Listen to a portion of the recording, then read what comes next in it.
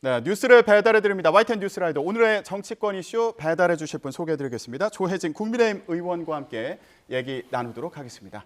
안녕하십니까? 예, 반갑습니다. 네, 자 오늘 다룰 얘기들이 많습니다. 일단 예. 국회 정보위원장이시니까 예, 북한 관련 얘기 먼저 해보겠습니다. 주말 예. 사이에 또 북한 관련된 얘기가 많이 나와서요. 김정은 북한 국무위원장의 딸 모습이 이틀에 걸쳐서 공개가 됐습니다. 예. 이거 관련해서 궁금증이 많이 나오고 있는데 예. 일단 이번에 이 사진을 통해서 공개된 딸은 둘째 딸로 추정이 된다. 이런 예. 얘기들이 나오고 있어요. 예. 의원님 어떻게 보고 계세요? 정보 당국에서도 그렇게 보고 있지 않은가 싶고요. 김정은 위원장이 2009년에 결혼을 했고 2010년에 첫 아이 낳고 2012년, 13년 요 무렵에 또 둘째 아이 낳고 예. 그럼 2017년에서 한 20년 그 사이에 또 셋째를 낳았다라고 이제 대체로 이제 이해가 되고 있는데 그게 다 지금 추정되고 있는 상황인 건가요? 추정인데 이제 직간접적인 그 제보나 증언, 정보 이런 걸 종합해서 그렇게 추정을 하고 있는 것이죠. 그 막연한 추정은 추측은 아니고요. 예. 그래서 그 사진에 나온 그 다른 북한 방송 자체도 김정은의 자제라고 했으니까 딸이라는 건 이제 확인을 해줬고, 예. 그 나이라는 거 이름은 이제 이야기를 안 했는데 나이를 보면은 좀 전에 말씀드린 2012년, 13년 이 무렵에 태어난 아이일 가능성이 많고, 그 아이에 대해서 미국 농구 스타 데니스 로드맨이 김정은을 만나고 돌아온 이후에 이야기한 것이 있었죠. 이름을 뭐 주애라고 했었으니까 그 아이일 가능성이 많다고 보고 있는 것 같습니다. 예. 네. 지금 일단 첫째는 아들로 추정이 되고 있는 상황인가요? 이제 전반적인 그 첩보나 정보를 취합하면 그 이제 결론이 그렇게 나오죠. 이름도 그 간접적으로 전해 들은 거로는 이제 주은이라는 이제 설이 있고, 주은이라는 설이 있다. 설이 있고, 지금 근데 이제 그 근황이라든가 행동, 생활 이런 거는 직접적으로 잘 포착이 안 되고 있어서. 김정은 위원장이 10대 때 스위스에서 유학을 했지 않습니까? 뭐 그런 형태로든 다른 형태로든 간에 소위 말하는 이제 백두혈통 봉건 왕조를 이어갈 후계 수업을 하고 있을 가능성이 많다고 보죠. 예. 하지만 그 모습이나 관련된 뭐 행적이 지금 공개된 건 없는 거군요. 그렇죠. 예. 그런데 이번에 이 딸의 모습이 공개되면서 또 궁금했던 게 지난 9월이었죠. 예. 북한 정권 수립 74주년 경축 행사가 있었는데 그때 무대에 오른 소녀가 관심을 많이 받았거든요. 당시에 김정은 위원장의 딸 아니냐 이런 추측이 나오기도 했는데 이거 관련해서는 어떤 그 내용들이 좀 전해졌습니까? 그때 이제 그 아이가 이제 공연도 하고 또 복장이라든가 이런 뭐 여러 가지 모습이 좀 독특하고 또 카메라가 계속 비춰주고 이제 결정적인 거는 이제 김정은 위원장 부인 이설주 씨가 이제 스킨십을 한다든지 이렇게 하니까 당장 바로 그 딸이 아니냐라는 추측이 있어가지고 지금 나가는 저 소녀인 거잖아요. 그 당시에 공개됐던. 그래서 주목받았던 모습이. 국회 정보위원회에서 정보 당국에다가 그걸 확인 요청을 하니까 우리 측에서는 딸은 아닌 것으로 파악하고 있다고.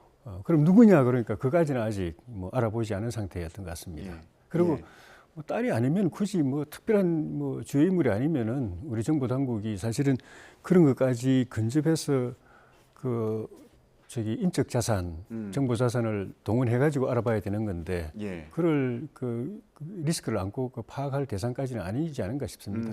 그렇군요. 그러니까 저 당시에 이제 공개됐던 소녀가 딸 아니냐 이런 추측이 있었는데 우리 정보 당국에서도 아닌 것으로 그렇게 보고 있다 이런 보고가 있었던 거고요. 그리고 이번에 이제 딸의 모습이 공개가 됐는데 이게 어떤 의미가 있는지. 이것도 궁금한 상황인데 이런 발견과 관련해서 잠시 후에 조한범 통일연구원 선임연구위원과 또 인터뷰가 준비되어 있으니까요. 관련해서 잠시 후에 또 자세히 얘기 나눠보도록 하겠습니다.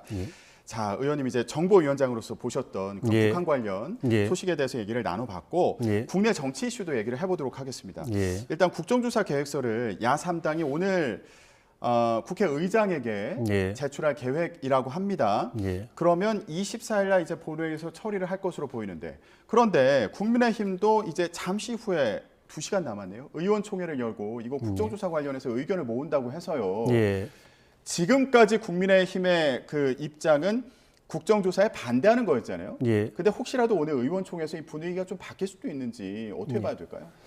국정조사 자체에 반대한다기보다도 경찰 수사를 통해서 진상 규명이 최대한 이루어지고 또 책임 소재도 밝혀지고 그 책임을 추궁하는 조치도 예. 이루어지고 난 뒤에 수사가 모자란 부분은 없었는지, 잘 안 된 부분은 없었는지, 책임 규명이 안 된 건 없는지, 또 후속 조치가 뭐가 필요한지, 유사한 사태를 예방하기 위해서 국회가 뭘 해야 되는지, 이런 전반적인 것을 다루기 위한 목적의 국정조사라면은 검토할 수 있다라는 입장이고, 그런데 지금 민주당에서 말한 건 그런 목적이 아니라 진상 규명을 위해서 국정조사가 필요하다고 그렇죠. 이야기하고 예. 있거든요.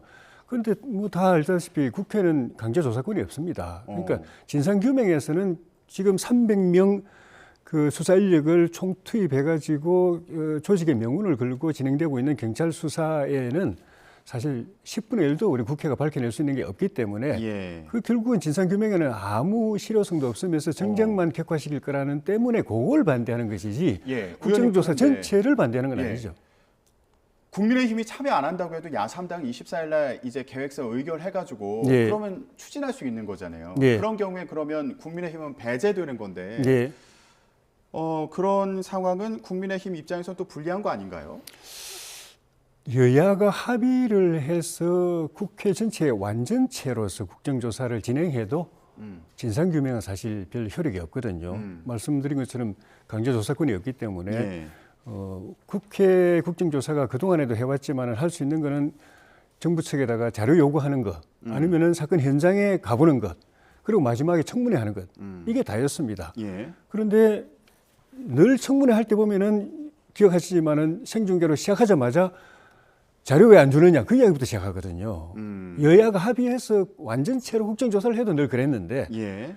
야당이 일방적으로 하면은 더 자료 확인하기가 어려울 것이고 일방적인 공세에 그칠 것이다 이런 말씀으로 이해되겠습니다. 그럴 수밖에 없는데 예. 이제 다만 오늘 10시 반에 저희가 의원총회 열어서 다시 의견 수렴을 하기로 한 거는 지난번에는 국회의장께서 여야 합의로 진행을 하라고 계속 그 협상을 독촉을 하셨습니다.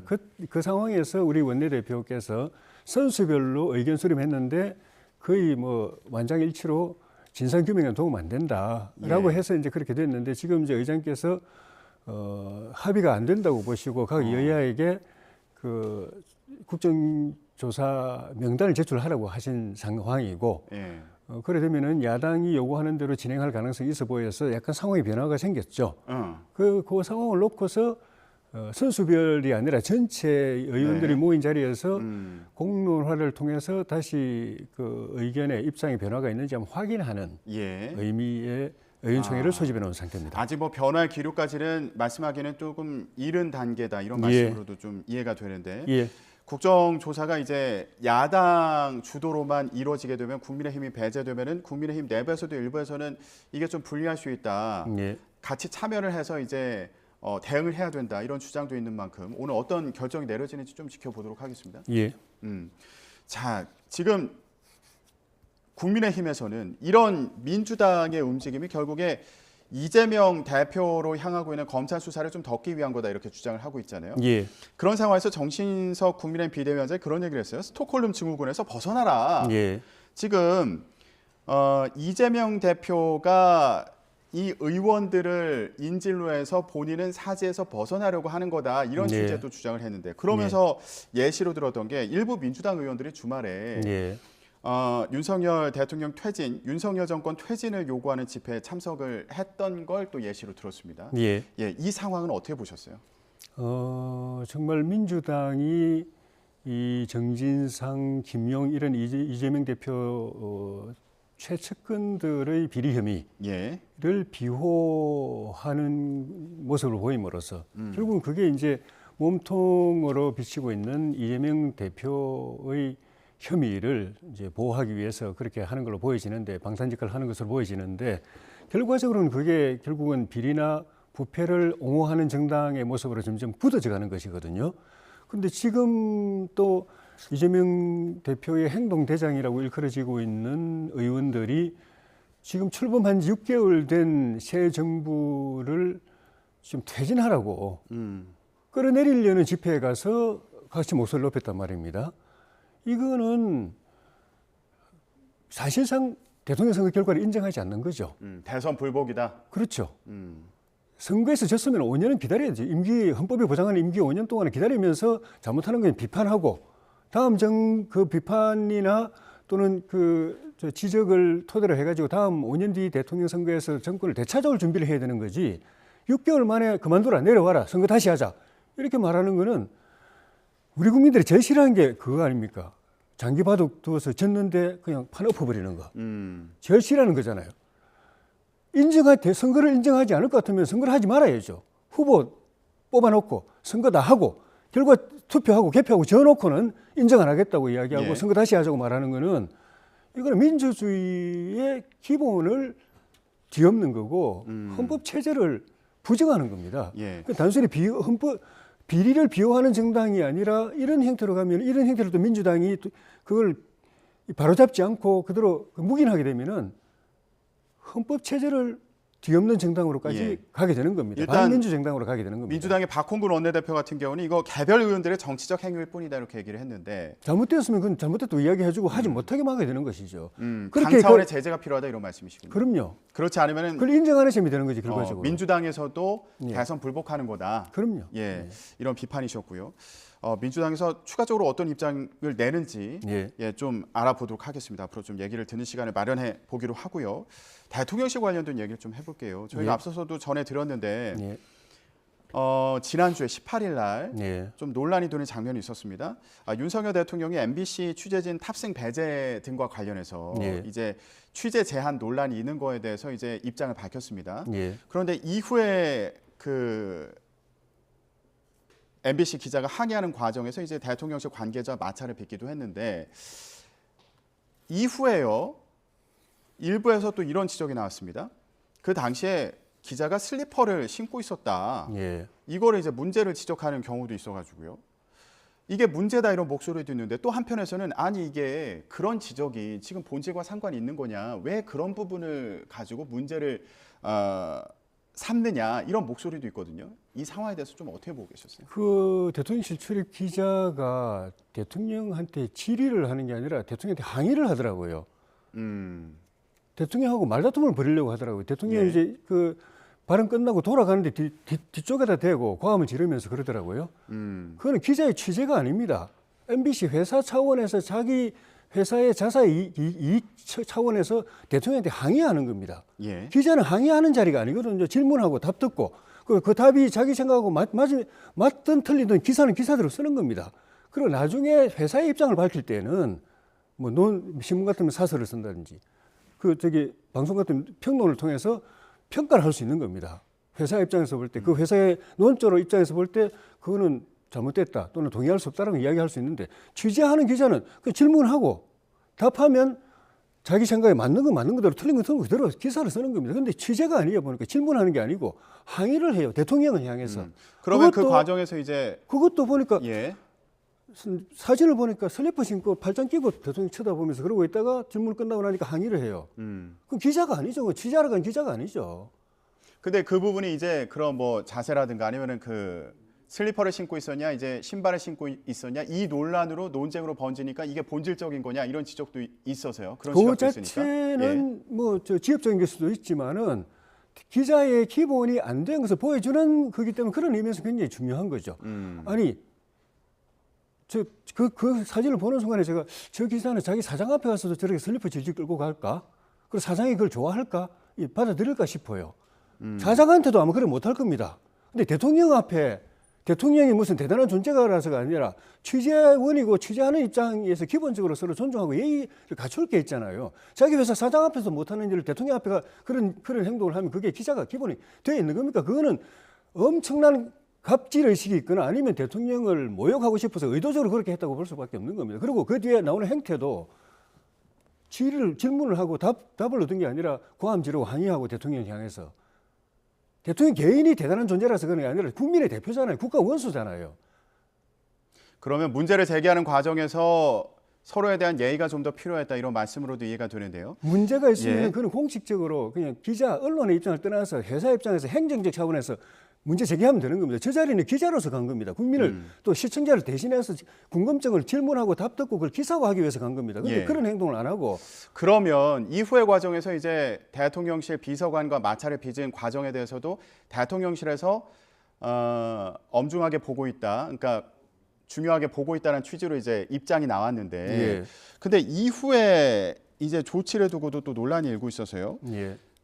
가벽을 설치한 거잖아요. 그 대통령실이 이제 들어오는 그 로비에 가벽을 설치하게 되면은 앞으로 이거 출근길 약식 회견 어떻게 되는 건가? 그 동안에는 이제 대통령이 들어오는 장면부터 저희가 이제 볼 수 있었는데, 그리고 대통령도 그런 과정을 통해서 소통하는 모습을 강조해 왔잖아요. 그런 취지와는 좀 배치되는 것 같아서 여러 가지 해석이 나오고 있습니다. 의원님 의견은 어떠세요? 어떻게 저는 보세요? 대통령 그 출근길 그 회견증은 참 잘하셨다고 생각했거든요. 역대 우리 대통령들은 말할 것도 없고 외국의 선진 국가의 대통령들도 감히 하지 못했던 걸 했다는 측면에서는 대한민국 국격을 높여줬다고 평가해도 그 과언이 아닐 정도로 좀 정말 잘하셨다고 생각이 들어요.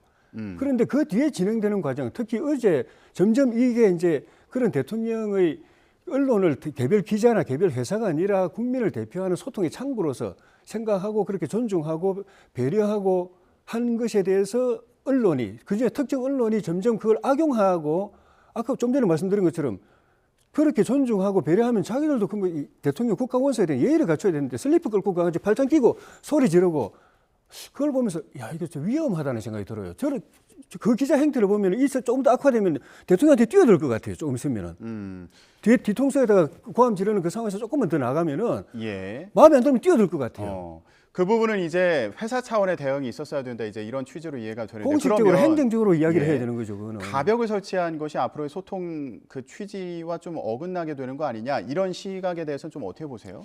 저는 가벽을 설치하더라도 소통을 계속 한다면 그 자체로서 이미 상당한 의미가 있다고 보는데, 근데 언론 이제 제 대통령실 소속이 아니니까 뭐 100% 직접적으로 확인할 수는 없지만 언론 보도를 통해서 확인해 보니까 그거는 이 소통, 대통령하고 이 그 출근길 소통 자체의 변동을 가져오는 조치는 아니고, 저기 보니까 저 공간이 평소에 언론에 완전히 공개되어 있는 공간은 아닌데 가끔씩 이렇게 그런 측면에서 이제 외빈들이 그냥 그 보안이 지켜지는 범위 안에서 이제 출입도 하고 하는 것인데 안 지켜지고 그냥 일방적으로 와서 취재도 하고 사진도 찍고 하는 그런 일이 생겨서 그 이제 방문하는 분들의 입장을 생각해서 최소한의 조치를 했다라고 이야기해서 아마 그게 맞지 않을까 싶어요. 아예 그 출근길 회견 자체를 중지할 생각은 아닌 것 같습니다. 알겠습니다. 앞으로 출근길 회견의 모습은 어떻게 진행되는지 이것도 좀 지켜봐야겠습니다. 어떤 식으로 활용이 되는지 이것도 중요할 테니까요. 오늘 정치권 이슈 얘기는 여기까지 듣도록 하겠습니다. 조혜진 국민의힘 의원과 함께 얘기 나눴습니다. 오늘 말씀 고맙습니다. 고맙습니다.